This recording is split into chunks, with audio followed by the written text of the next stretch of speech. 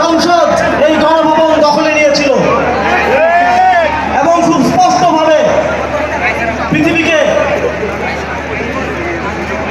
এই সংবাদ পৌঁছে দিয়েছিল যে এগুলো এদেশের জনগণের। আর কখনো কোন শাসক যেন শোষক হয়ে উঠতে না পারে, সরকার যেন ফাঁসিবাদী হয়ে উঠতে না পারে, কোন সরকার যেন স্বৈরাচারী হয়ে না উঠতে পারে, সেই মেসেজ গত বছর আজকের এই দিনে দেওয়া হয়েছিল। আগামীর বাংলাদেশে যারাই রাষ্ট্র ক্ষমতায় আসবেন, সে যেই হোক, এই জুলাইকে তাদের মনে রাখতে হবে। যাদের মনে ফাঁসিবাদী হয়ে ওঠার আকাঙ্ক্ষা আছে, এই জুলাইয়ে শেখ হাসিনার পরিণতি তাদেরকে মনে রাখতে হবে। বাংলাদেশের জনগণ পূর্ববর্তী ইতিহাসে এটা বারবার নিশ্চিত করেছে এবং ভবিষ্যতেও এটা বারবার নিশ্চিত করবে।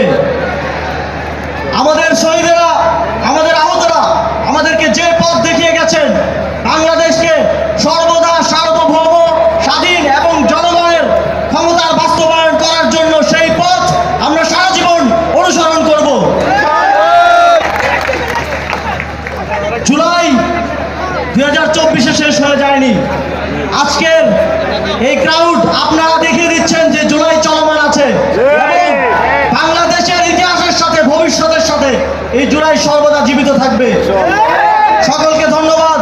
ইনকিলাব জিন্দাবাদ।